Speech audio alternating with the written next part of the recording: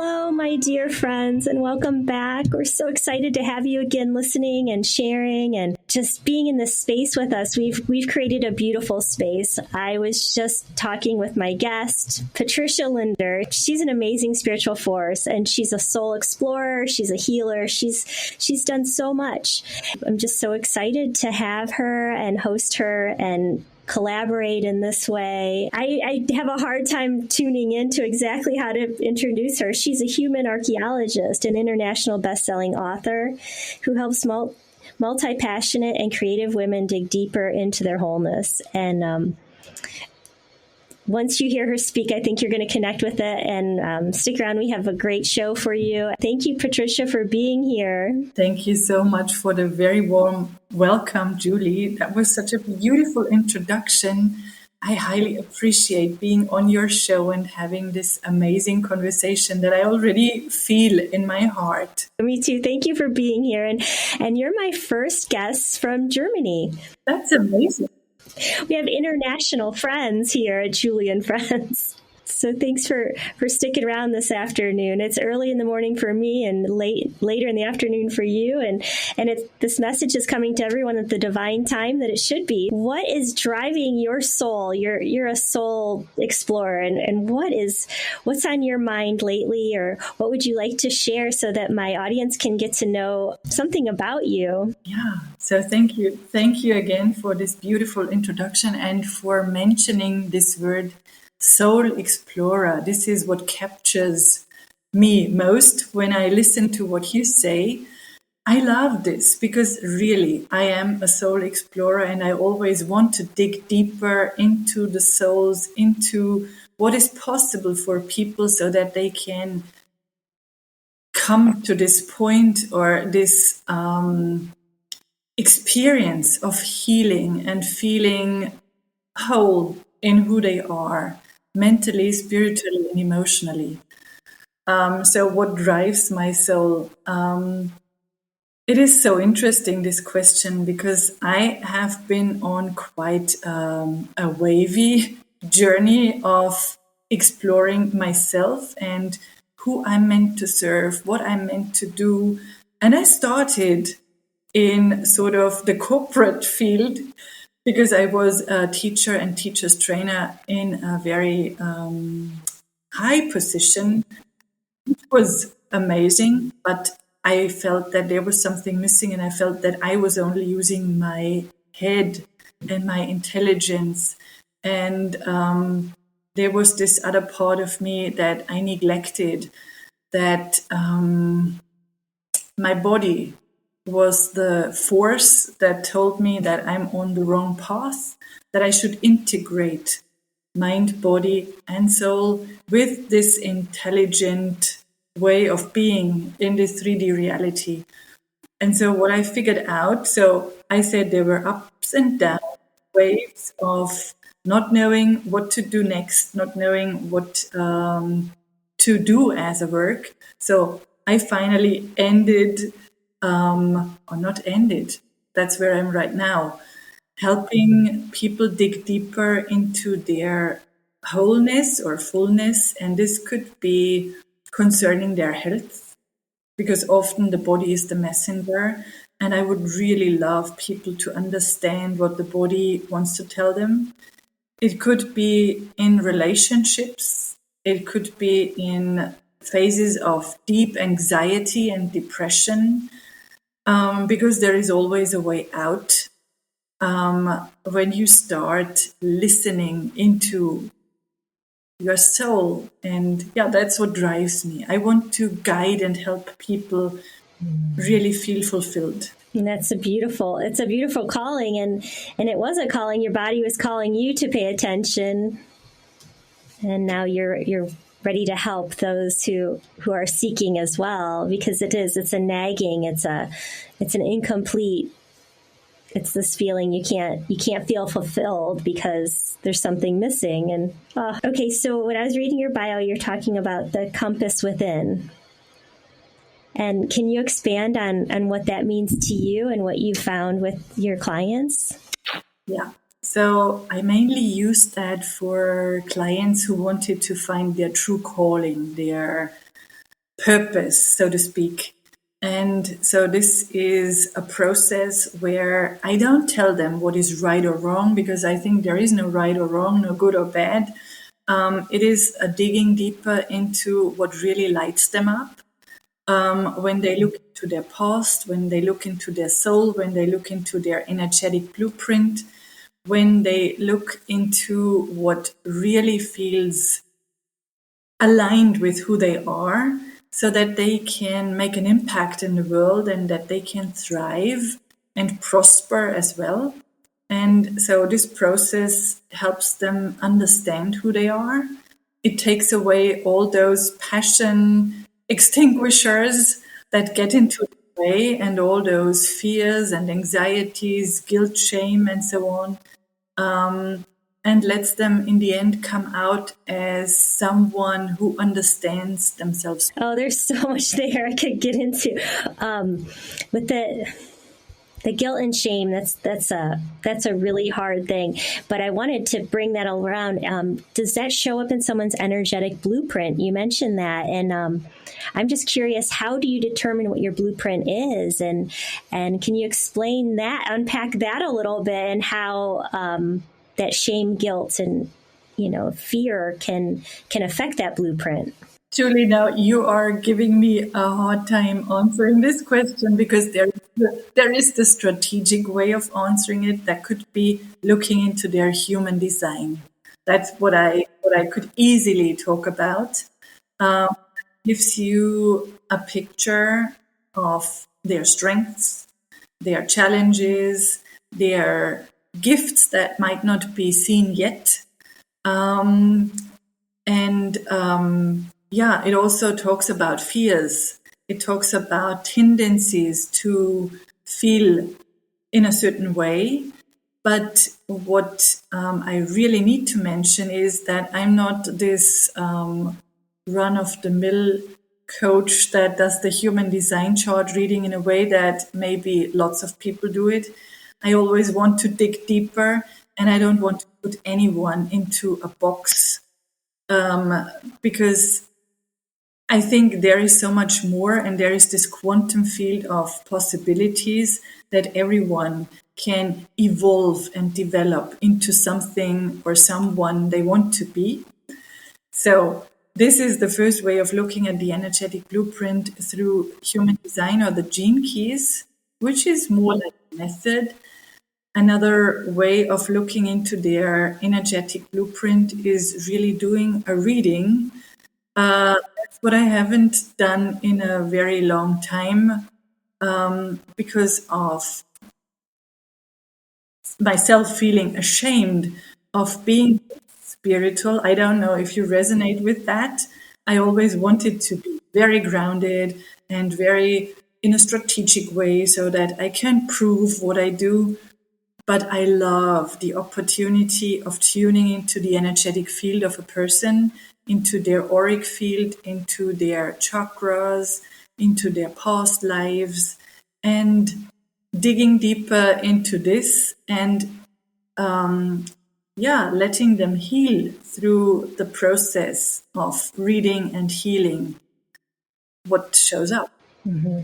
I think that's the beautiful thing, and not everybody knows about human design. And I'm not trained. I'm not an expert. I just did a deep wormhole for like a year, and I meant to bring my chart down and show you before we started talking, because we have that commonality. But to me, the human design is powerful because it gives you something in the 3D. And, sometimes you do this reading or you have this interpretation, and I've done a lot of healings with people who can read energy, and it's always gorgeous. And sometimes you get the Zoom recording and you can go back and read it. But the human design gives you something, like it's like a platform. You can say, okay, I can come back to this. And sometimes you can read something 3 times and get 3 different messages from the same words, depending on your perspective or where your state is at that time. So all of these things that you're using to find soul messages, or the breadcrumbs that we leave ourselves to get where we need to be, or to, just get through a difficult situation, they're all important tools, and it's just whatever's working for you at the time, right? And so I want to honor that you've gone down these spiritual roads, and like every time you spiritually, I don't want to say evolve because it sounds snooty, but it's like a staircase or a spiral, but it's hard. Like you have to work through this muck and like question yourself and make sure you're being authentic, because if you're not questioning, you're not really tuning into your soul. You're just following a procedure, right? So I honor that in you. That makes you an authentic healer. And the idea that you felt shame about it, how were you able to clear that? I was wishing for this question. So I just thought, yes, so it is good to really question oneself. It is good to really work on oneself. And at the same time, there is so much false narrative around who we are, all those stories from our past, from our childhood, that keep us from really living this true potential and trusting that we are doing the right thing. And how do I clear that? And I was hoping that you asked this question, because there is one thing that is an amazing, I can't stress it enough, method that I have been using for about 6 years now. And it is called logosynthesis, and no one or not many people know about it.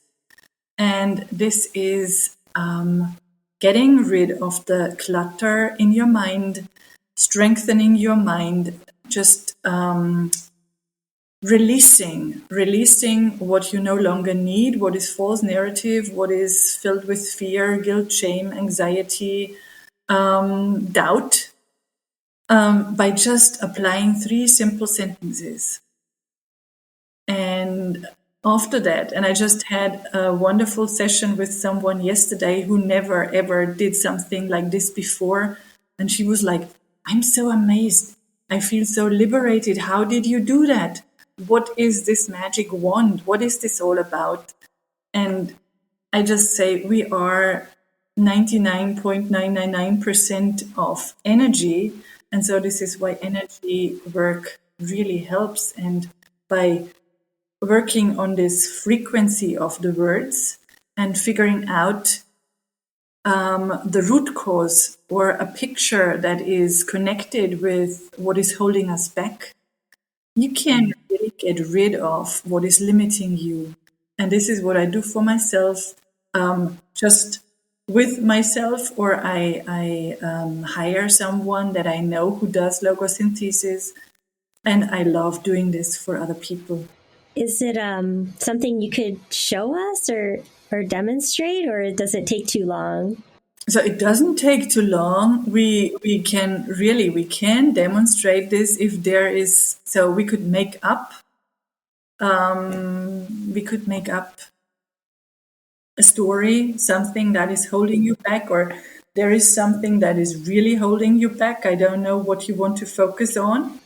Oh, okay. I'm going to be your patient. Yes, we can do that if you want to. All right. Well, I know it's from a past life, and I have to keep coming back to it and send it forgiveness, but I have trust.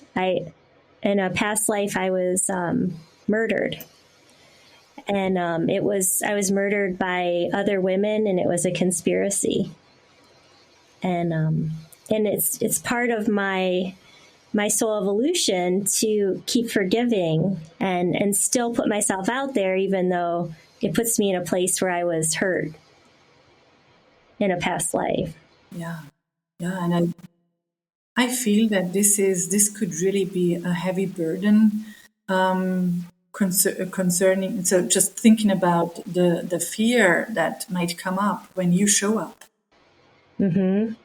And so it's something I always have to just go to my soul, and what brings me joy, I have to keep doing, even if it's, putting me in a place of vulnerability. So I'm laying it out there. This is all about magic and living. So I'm willing to expose that vulnerability. And so just taking this as an example, and I don't want to go into an in-depth work because this would not honor the story, and this would not really be what needs to be done. Okay. But just showing what I would do, with this story. And we would have a longer conversation around what was going on. We would talk about your emotions. We would talk about body reactions when you think of this story, this past life story. You would just find a place. Maybe you have a voice, you have a picture, you have a sentence, you have anything that you want to address concerning this story. And then when I feel this is the right point to do the work, then I would fill in the blank. And now I just do it. This is just made up. So this is not the real work. I want to really point this out. So then I would make you say the sentences that I say to you. You repeat them. Normally you have your eyes closed, so we don't do that now. And I would say, I retrieve all my energy bound up in this past life story of murder and take it back to the right place in myself.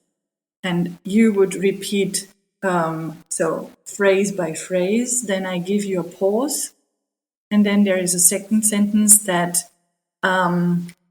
brings the energy to where it truly belongs. So it is, I remove all the non-me energy from all of my cells, from all of my bodies, from my personal space, in connection with this past life story that you mentioned, and we send it to where it truly belongs.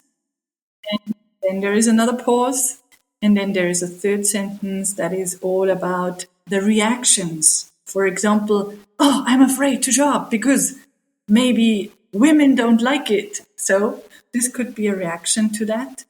So it is, I retrieve all my energy bound up in all my stored, learned, and repeated reactions to this past life story. And then you take it back to the right place in yourself, in the here and now, as an adult woman in 2023. So it's no longer a past life story. And after this process, you will definitely feel some sort of ease and liberation. Oh, that's beautiful. Intuitively, I've asked the feeling to be sent out to something it could serve better. And I've talked about that before. Like, if you're having a negative emotion, just, ask it, acknowledge it, feel it, and say, okay, I'm good with that. I hear the message and I'm going to send it out and make room for what I want, for what serves me better. And so the whole idea of bringing that energy, like claiming it back, it's a great gem. I really like those steps. I can see why that's healing. And, I've worked with it. I've had compassion for the women who are trying to survive. And it was a situation where, it's survival basically is what I'm trying to get at. And, they didn't see another choice. I was threatening to them. It was a past life to teach me, and it helps my spiritual journey to acknowledge and have compassion. And it's sort of, it's painful going through it. And I had to search the person that could read my past life and be open to that. But, I honor anywhere any person is, if they're willing to look at it. I mean, it's easy to be, made fun of, or someone roll their eyes when you tell them. So but it's, it's just, everyone has a journey, and I honor where everyone is. So I appreciate that. I did feel a healing when I closed my eyes. Like, if you can understand that energy is, like you said, 99.9%. And so when you say, I'm done with that kind of energy, I don't want that sticky, I don't want that heavy, it just opens it up. Yeah. And so, this is so true. So I won't roll my eyes, because I totally believe that past life stories can hold us back from doing something. At the same time, I need to point out that there, just a couple of weeks ago, there was, and this is all about energy as well, just to really show that all is energy. I was on a retreat in Sri Lanka, on an Ayurvedic retreat. And there was this beautiful lady, and she had such a hard time picking the right room. The room they gave to her didn't resonate with her. but she had such a hard time figuring out what room is the right room for me. And I just observed this story, this picture of her really dealing with this choice. And she couldn't decide. And she went along this island. She didn't know, is this the right room? Then she knocked at my door and she said, could I just get into your room, just feel if this is a good room? And I was like, what are you doing? And she was really stuck in this field of not knowing what room she should pick. She was so indecisive and she felt so bad. And I said, so now it is your third or fourth day on this retreat. Why don't you put all your energy into your healing journey and not into this decision story? And then we did logosynthesis. And so this was for a very normal 3D reality thing, just making a decision. And so she could finally decide and she was happy. And she had this room that was, much freer to allow her healing. She was there for healing from body issues, but she couldn't focus on that because of this other story going on. And so it's simply decluttering what no longer serves you, what is clogging your energetics.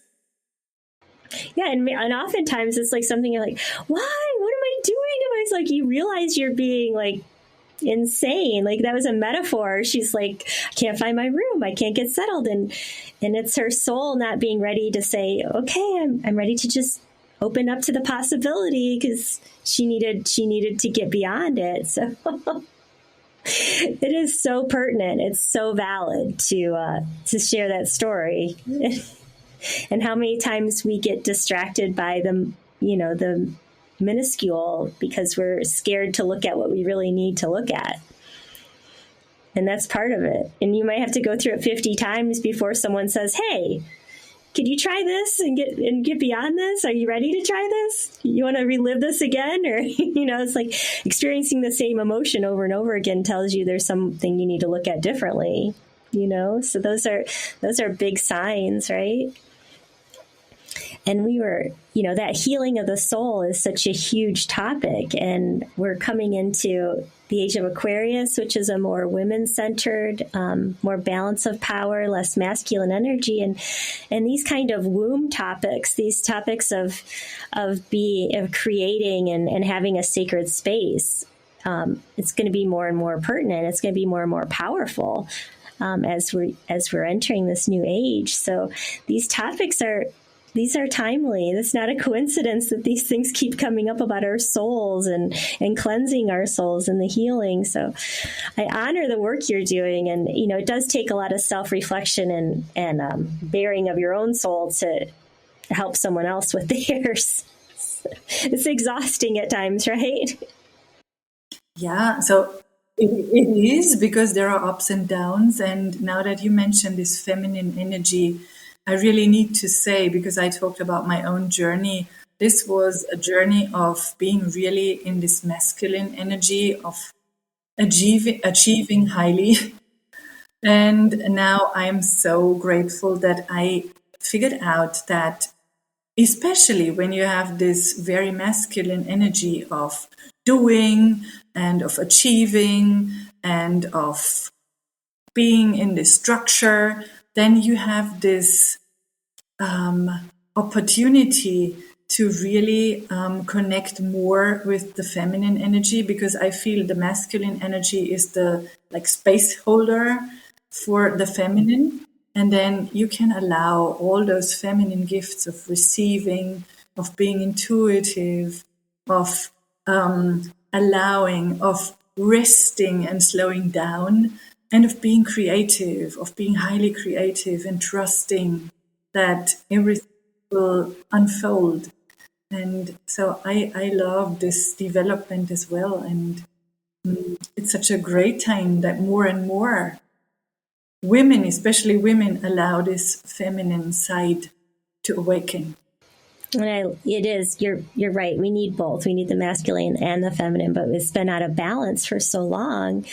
And, yeah, that resonates with me so much that, there's a time to rest and there's a time to produce, and we get these cycles of our lives and even the seasons you can follow. Like you're big on following the moon and that kind of message. And human design also follows the astrology, but it has other components.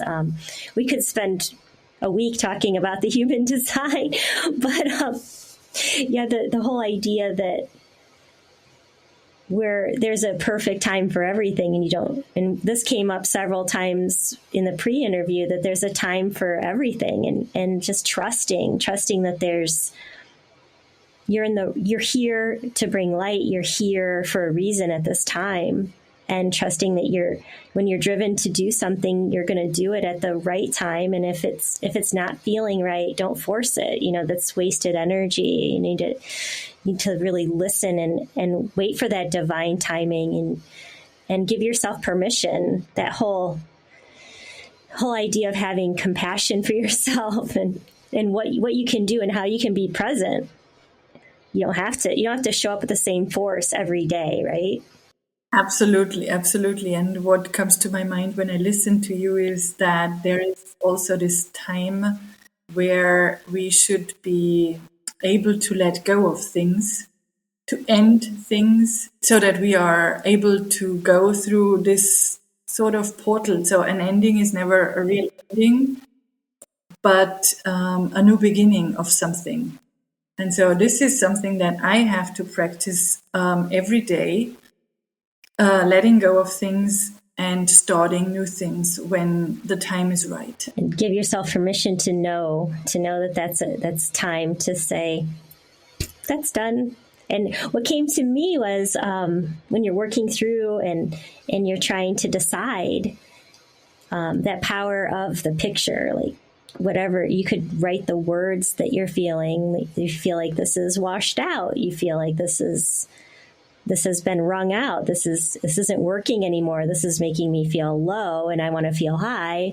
And so you can identify these feelings and just say, I'm ready to move on to the next thing, and then open up your soul to what that could be so that you can see. How would you define sacred? And this is one thing that came up, and before we met, I was like, I want to talk about sacred and your impression, your perspective on what is sacred and why it's important. Wow. Again, a question that is challenging. No one ever asked me this question before. So for me, sacred goes in so many directions. And for me, the first thing that comes up is honoring something, being humble, seeing that something is special and connected. That could be a connection between people or the energetics of people. Something connected to the bigger whole. And I don't know if this makes sense, what I just say. I just thought about sacred as something you can't put into words, but you can perceive with your whole body, with your being, with something. I would say there is this intelligent love or loving intelligence connected to the word sacred. And interestingly or oddly, what comes to my mind is sacred sexuality. I feel that sexuality is something that should be seen as sacred, as not the body act, but as something that you can integrate prayers with, or something that has to do with energy, or that has to do with honoring a higher intelligence. And so I don't know if all of this makes sense, but I feel this is a big word. And it has to do with humble, honoring connection. That's beautiful. It's so beautiful. And I agree. It's about that humble connection that resonates with me so much, because it's when something's sacred, it's worth protecting, and it's so much bigger than yourself. And we all have it. We all have this sacredness in us. It's just remembering to connect to it. So I guess I always like to challenge the audience to define what sacred means to you, and then be willing to put yourself up for it, to use that sacred thing, to use that. I know that I can relate that, like when you can bring sacred into your sexuality, it elevates the experience to something much more than a release or and a connection. It's more than a connection. It's a combining of souls, and that is very sacred. When you honor and respect that time that you created with that person, however it transpires, there's lots of different ways it can happen. But I love to explore and be curious about these words, because they hold a frequency, and just the idea of saying sacred, it brings in a field. So I'm honoring the sacred in the audience, and Patricia, your sacred soul. And I'm just delighted that we connected on this level and we could share these messages. Thank you. Thank you so much. I totally love every word that you just said. And I just thought about what I have on my computer. I just realized, and I didn't realize that.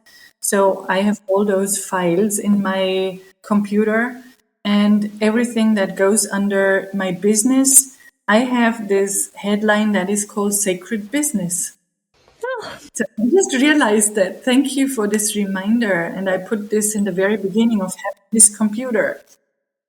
So if you're ever feeling like you're turning your wheels, or that things aren't going, you're having trouble being patient with how things are turning out, you can return to that sacred. This is your business. You're sacred. So